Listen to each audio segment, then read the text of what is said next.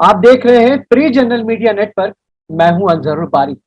भारत में इस्लामोफोबिक यानी इस्लामोफोबिया का एक तरह से उसको लेकर के काफी चर्चा हो रही है। और ये बात हम इसलिए कर रहे हैं कि एक के बाद एक बार बार भारत में इस तरह की घटनाएं देखने को मिल रही हैं, जहां पर प्रॉफिट मोहम्मद सल्लल्लाहु अलैहि वसल्लम यानी पैगंबर साहब को अपमानित किया जा रहा है, उनका अपमान किया जा रहा है। और ऐसा नहीं है कि ये सिर्फ मुसलमानों के साथ हो रहा है। इससे पहले हम क्रिश्चियन समुदाय में देखते रहे हैं, बड़े पैमाने पर चर्चों पर हमले होते रहे हैं, कभी जो है सरदारों को निशाना बनाया जाता रहा है।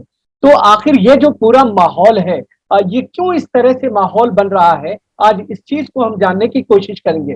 क्योंकि ये जो पूरा माहौल जिस तरह का इस वक्त क्रिएट हो रहा है, हम आपको बताएं कि नुपुर शर्मा ने इससे पहले बीजेपी की एक वरिष्ठ नेता थी, जिन्होंने एक बयान दिया था। उनके साथ में नवीन जिंदल जो पार्टी प्रवक्ता थे, उन्होंने भी उसकी एक तरह से तारीफ की थी। ये मामला अभी पूरी तरह से थमा भी नहीं था कि इस बीच में तेलंगाना से एक खबर आती है, जहां पर बीजेपी के विधायक टी राजा सिंह एक तरह से प्रॉफिट मोहम्मद साहब को लेकर के अपमानित जो है शब्दों का इस्तेमाल करते हैं, और माहौल जो है तेलंगाना का खराब होता हुआ नजर आता है। हालांकि तेलंगाना सरकार की तरफ से फौरन ही टी राजा सिंह को गिरफ्तार कर लिया गया।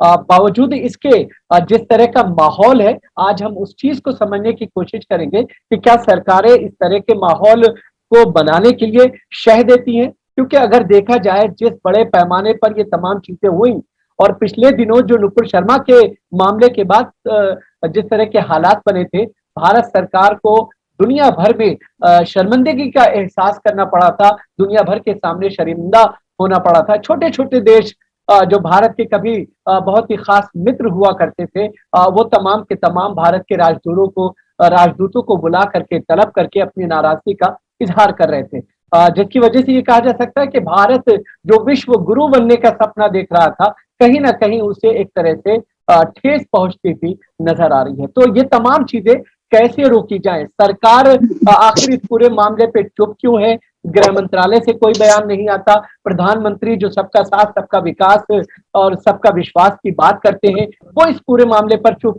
रहते हैं। आखिर हो क्या रहा है, और इस तमाम चीजों से कैसे बचा जाए, धर्मगुरुओं की क्या कुछ जिम्मेदारियां होनी चाहिए। तो आज इन्हीं तमाम चीजों को हम समझने की कोशिश करेंगे। हमारे साथ इस वक्त एक खास पैनल मौजूद है।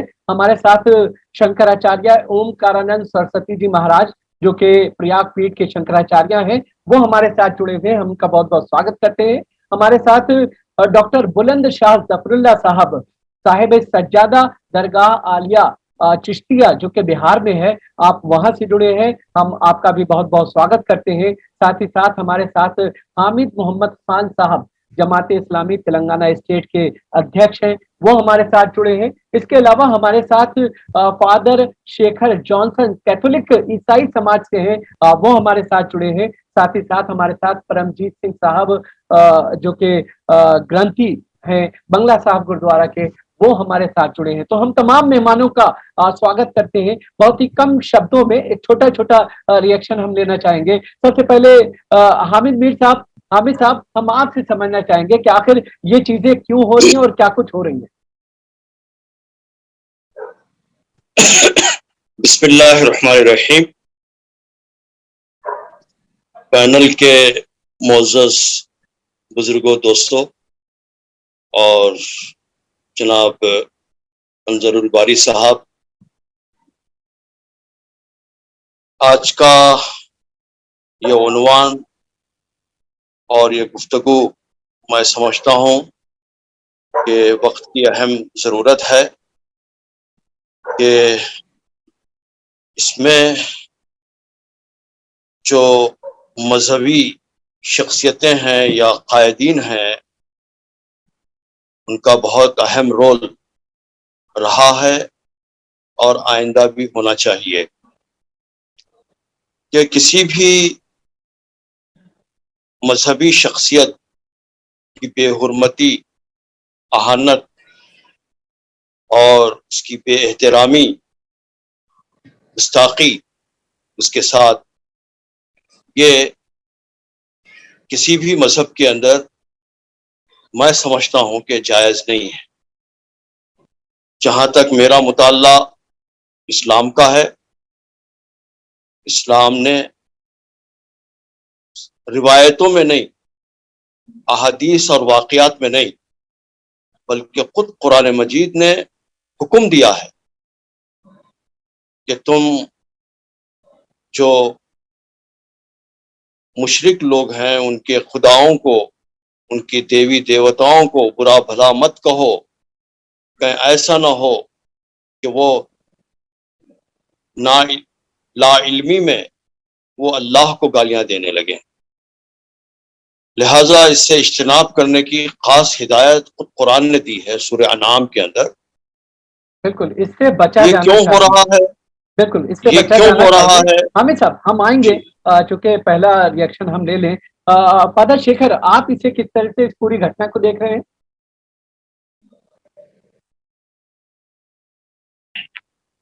सबसे पहले मैं आप सबको अपोस्टोलिक कैथोलिक चर्च की तरफ से खुशामदीद कहता हूँ, आप सबको सलाम कहता हूँ और आप सबकी सलामती चाहता हूँ। और सभी मजहब से आए हुए हमारे बुजुर्गों को, जनाबों को और धर्म गुरुओं को मैं अपनी तरफ से सलाम और नमस्कार कहना चाहता हूँ। और ये जरूरी है कि हम मजहब के ऊपर और इस समय जो कुछ भी इस देश के अंदर चल रहा है, चीजों को हम देख रहे हैं, बहुत चीजें खराब हो रही हैं और खास तौर से एक खास मजहब को निशाना बनाया जा रहा है। उसमें मैं सिर्फ हमारे मुसलमान भाइयों के लिए ही नहीं, लेकिन हम सब देखते हैं कि मसीहों के ऊपर भी, गिरजों के ऊपर भी और बहुत जगहों पर जो है चीजों को खराब करने की कोशिश और लोगों के अंदर जो है एक मजहब के नाम पर जहर को घोला जा रहा है। और इसके अंदर बहुत लोग जो इसको कंट्रोल कर सकते हैं, जो इसको रोक सकते हैं, वो लोग खामोश हैं। और ये एक बहुत बड़ा सवाल है आज, जो चीजों को हम बिगड़ता हुआ देख रहे हैं, उसके ऊपर हम लोग बैठे हैं। हम लोग और आगे बातचीत करेंगे। मैं चाहूंगा कि जब कोई सवाल आएगा तो जरूर से मैं अपनी बारी में बिल्कुल, आपको जवाब दूंगा। बिल्कुल। परमजीत सिंह जी, आप इसे किस तरह से देख रहे हैं? क्योंकि जिस तरह से दोनों हमारे वक्ताओं ने साफ तौर पे ये कहा कि इस वक्त माहौल है कि इस पे बातचीत की जानी चाहिए। आप इसे किस तरह से देख रहे हैं? जी, मैं सभी धर्मों के मुखी जो धर्म को आगे लोगों तक पहुंचाने का काम करते हैं, सभी को दिल से सलाम करता हूं और ये इच्छा भी करता हूं कि हम जिस टॉपिक के लिए यहाँ बैठे हैं, प्रभु कृपा करे ये जिन लोगों के मन में, दिमाग में जहर भरा हुआ है, वो अपनी नफरत की राजनीति छोड़ें, अंदर भरे हुए जहर को छोड़ें। कभी भी कोई धर्म आपस में लड़वाने का काम नहीं करता। ये इंसान की फितरत है कि जब वो इंसान की कैटेगरी से गिर जाता है तो उसके अंदर शैतान भर जाता है। वो जो ऐसे लोग ऐसे बयान देते हैं, बयान देने वाले ऐसे लोग कभी इंसान की कैटेगरी में नहीं आते। जब इंसानियत गिर जाती है तो वो फिर एक जानवर की कैटेगरी होती है। तो जानवर तो कभी भी किसी के साथ कुछ भी बोल दे, कभी किसी को जाके सिर मार दे, जानवर का और उस इंसान का सेम ताल्लुकात हो जाता है। तो इसलिए हमें ऐसे लोगों के बयानों से हमेशा बचकर रहना चाहिए और हमारा सभी का यह असल धर्म बनता है कि हम भी अपने अपने धर्म के लोगों को ये समझा सकें कि ऐसे लोगों की बातों में हमें कभी भी नहीं आना चाहिए। जी सर। बिल्कुल, क्योंकि हमारे साथ शंकराचार्य स्वामी ओंकारानंद जी भी हैं। शंकराचार्य जी, आपसे एक चीज समझना चाहेंगे कि जाहिर है कि भारत में बहुसंख्यक जो समाज है, उसको अगर हम देखें, कहीं ना कहीं उसके लिए एक तरह से यहाँ पर एक बहुत बड़ा चैलेंज खड़ा हो जाता है, क्योंकि तमाम जो वक्ता हैं उनका साफ तौर पे ये मानना है कि सब कुछ इस देश में अभी फिलहाल ठीक नहीं चल रहा है। आप इसे किस तरह से देखेंगे? जी बारी जी, जैसा सभी परिचर्चा में सम्मिलित लोगों ने अपनी अपनी बातें रखी, ये सत्य है कि इस समय भारत की स्थिति में जो है, जो धार्मिक स्थिति है और धर्म से जो जुड़े लोग हैं, उनकी मनोदशा अच्छी नहीं है। किसी भी व्यक्ति पर किसी प्रकार की टिप्पणी ही गलत है। फिर ये तो धर्म की बात है, पैगंबर साहब के ऊपर हो या भगवान श्री राम के ऊपर हो या हमारे गुरु ग्रंथ साहब के ऊपर हो या यीशु के ऊपर हो, कहीं से भी किसी की भी मनोस्थिति जो है किसी धर्म के द्वारा इस प्रकार नहीं हो सकती कि वो किसी और धर्म के अनुयायियों के ऊपर या अनुयायियों के जो उनके जो है पूजनीय योग्य हैं ईश्वर के रूप में, उनके प्रति कोई किसी प्रकार की टिप्पणी करे। व्यक्ति विशेष के ऊपर ही टिप्पणी नहीं होनी चाहिए, हम तो ये मानते हैं, क्योंकि भारत में हर व्यक्ति स्वतंत्र रूप से अपने पहनावे को, अपनी संस्कृति को, अपनी सभ्यता को, अपने जीवन को जी रहा है। तो हमें नहीं लगता है कि यह उचित है कि हम किसी व्यक्ति विशेष, किसी धर्म विशेष के ऊपर किसी प्रकार के उनके धर्म के ईश्वर के ऊपर हम टिप्पणी करें। उचित ये भी नहीं है बारी जी कि यह बात भारत में आए सर तन से जुदा, क्योंकि हमारा एक शासन है, प्रशासन है भारत का, वो अपने द्वारा जो भी हमारे संविधान के अनुसार जो नियम है, उसके अंदर जो कानून बनाए गए हैं, वो कहीं ना कहीं एक विशेष रूप से हर एक जो है स्थिति को संभाल सकता है। तो ये बातें भी अच्छी नहीं हो रही हैं, चाहे वो इस्लाम धर्म की ओर से आए, चाहे वो किसी की ओर से आए। हम ये चाहते हैं कि जो हमारा आपस का एक भाईचारा, एक धर्म से जुड़ा हुआ जो एक समाज में है, हर धर्माचार्य को अपने धर्म में यह बातें अवश्य जो है लोगों से कहनी चाहिए कि हम अपने ईश्वर के प्रति अगर श्रद्धा रखते हैं, उनको बड़ा मानते हैं, तो कहीं ना कहीं हमको उनके तरह ही अपने जीवन को जीना चाहिए और हमें हर व्यक्ति के प्रति दया और प्रेम और सद्भावना का भाव होना चाहिए। बिल्कुल ठीक है। बाकी बुलंद शाह जफरुल्लाह साहब जिस तरफ इशारा कर रहे हैं स्वामी ओमकारानंद सरस्वती जी, उनका साफ तौर पर ये कहना है कि मुस्लिम समुदाय की तरफ से भी इस तरह की चीजें नहीं आनी चाहिए। जैसा कि अगर किसी ने कोई जुर्म किया है तो आप सर तन से जुदा करने की बात कर रहे हैं।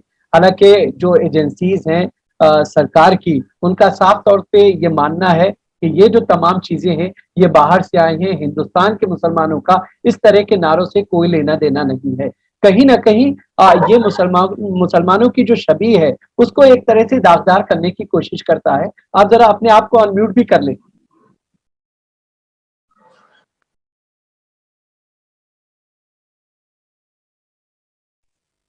जी जी जी जी जी मैंने सुना। जी बोले आप। देखिए, स्वामी जी को मैं बहुत गौर से सुन रहा था। स्वामी जी अभी फरमा रहे थे कि जो मुस्लिम समाज की तरफ से भी एक नारा आता है या इस्लाम की तरफ से आता होगा, सर तन से जुदा। बारी साहब, आप जानते हैं कि इस सिलसिले में कितनी ट्रेंडिंग हम लोगों ने ट्विटर पे चलाई और कितना ज्यादा हम लोगों ने ट्वीट किया, और जो भी प्लेटफॉर्म हम लोगों को मिला उस प्लेटफॉर्म के थ्रू हम लोगों ने ये बात हुकूमत के भी गोशगुजार करने की कोशिश की कि ये सर तन से जुदा वाला नारा हिंदुस्तान में भाजपा सरकार आते ही प्रवेश कर गया है पाकिस्तान से। ये बोलने में कोई परेशानी हमें नहीं हो रही है। ये पाकिस्तानी जहनियत का पैदावार है ये नारा, जो किसी तरह से हिंदुस्तान में वैसे ही उसी तरह से आ गया जैसे पाकिस्तान से कभी कुछ लोग बॉम्ब। लेकिन देश के अलग अलग हिस्सों में, बुलंद शाह जफरुल्लाह साहब, देश के अलग अलग हिस्सों में या फिर हैदराबाद की सड़कों पर ये नारे लगाए हैं, जिसकी वजह से जो है आज स्वामी ओमकारानंद जी को ये कहने पे मजबूर होना पड़ा है। इस्लाम तो हमको शांति की बात करता है।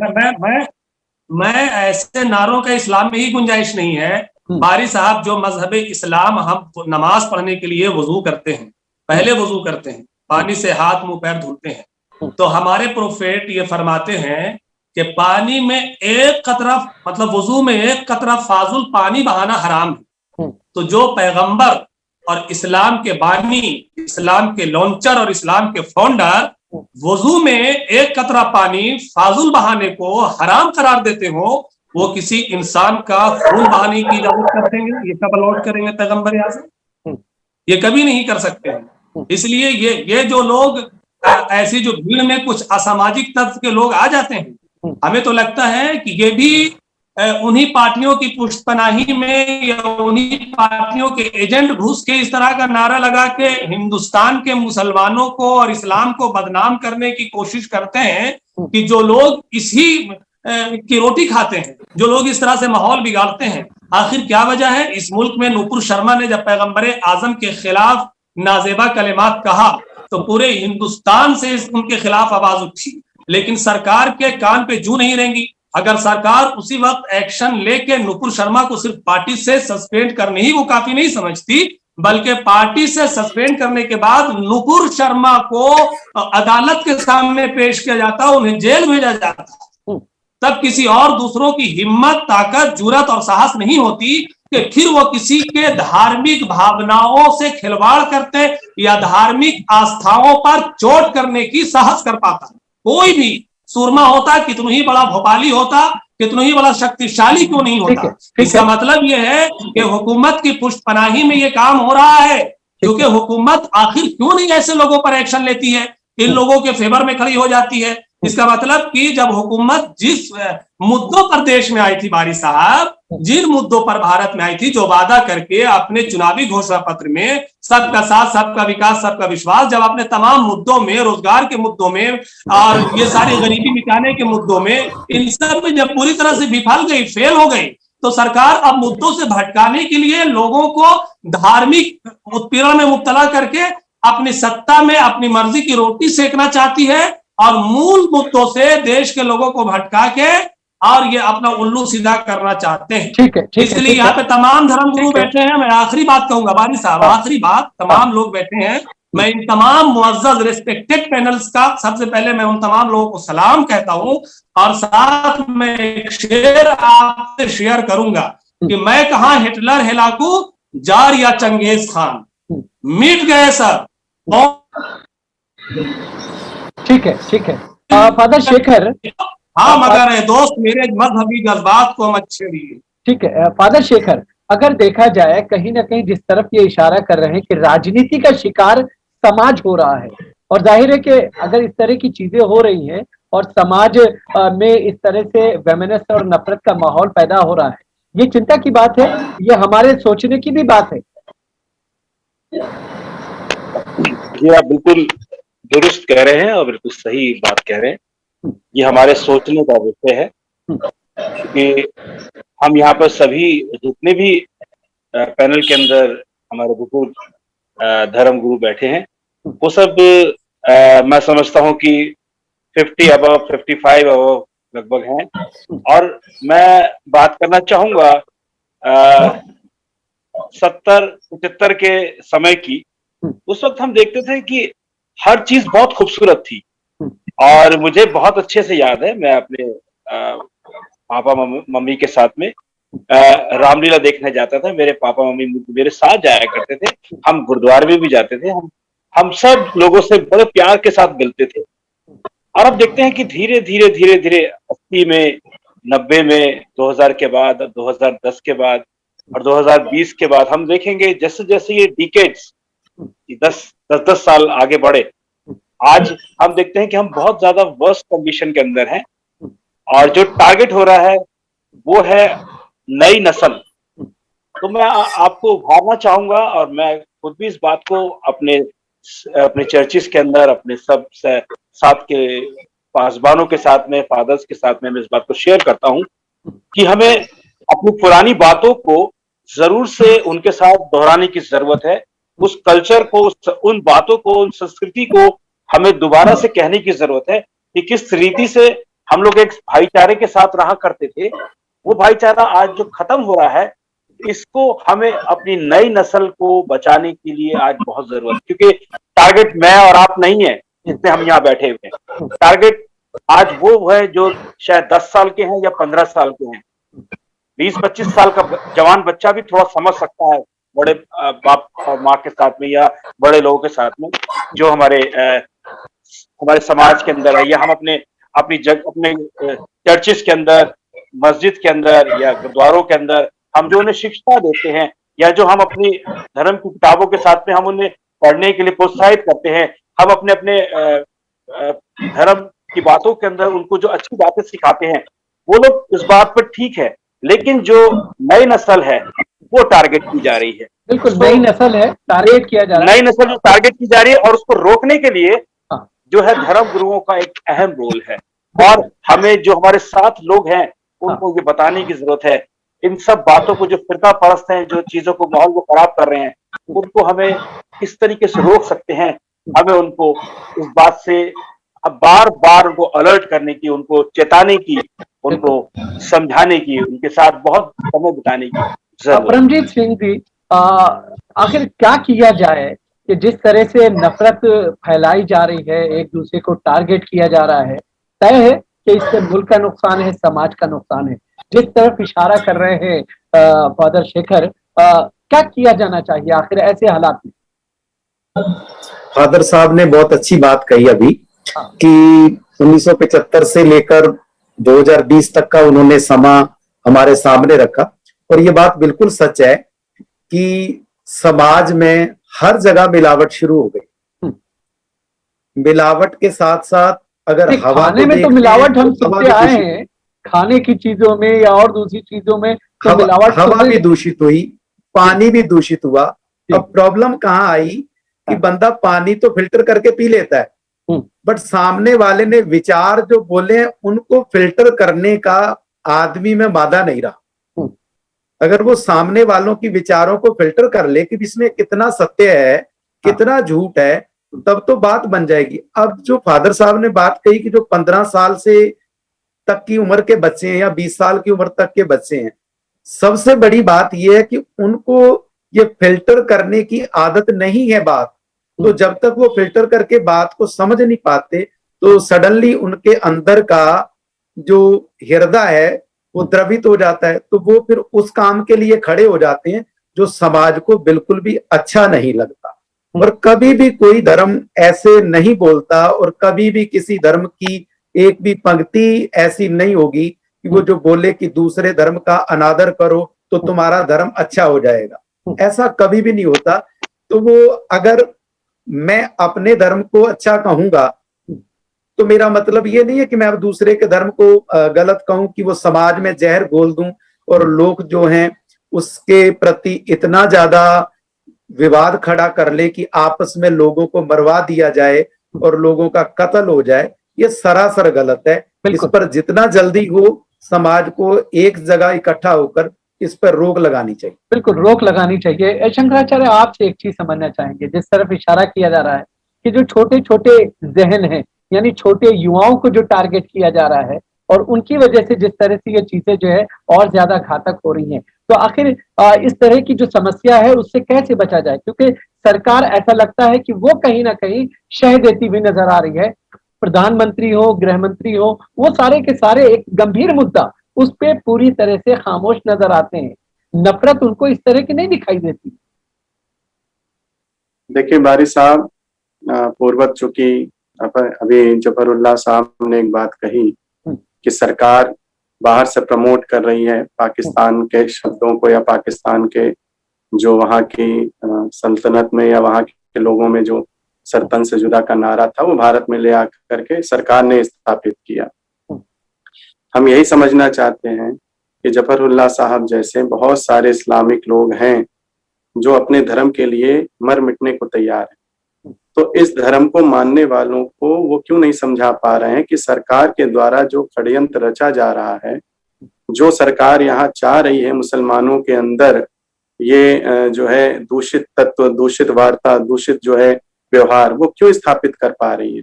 यानी कि सरकार जो है वो आपके इस्लाम धर्म के मानने वाले जो धर्म बताने वाले उनसे बड़ी हो गई है कि वो जो सिखा रही है आपके लोग वो सीख रहे हैं। तो इस बात को हमें समझना पड़ेगा, जफरुल्लाह साहब को भी ये मानना पड़ेगा, बारी साहब को भी ये समझना पड़ेगा, इस्लाम धर्म के लोगों को समझना पड़ेगा कि हम अपने बच्चों में, अपने अनुयायियों में हम इस बात को स्थापित करें कि यह नारा हमारे लिए उचित नहीं है, हमारे इस्लाम के लिए उचित नहीं है।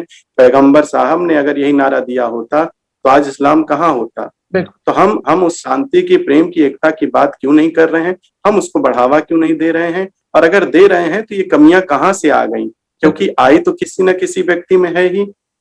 अब रही बात बारी जी, आपने हमसे कहा कि सरकार इसमें क्या रोल कर रही है। सरकार अपनी तरफ से, मैं सरकार को बिल्कुल निष्पक्ष ये नहीं कह सकता हूँ कि वो बहुत अच्छी है, बहुत अच्छा शासन कर रही है, लेकिन मैं ये मानता हूँ कि तेलंगाना में सरकार किसी और की है, भारत सरकार जो केंद्र में बैठी है उसकी सरकार तेलंगाना में नहीं है। ये काम तेलंगाना में शुरू हुआ।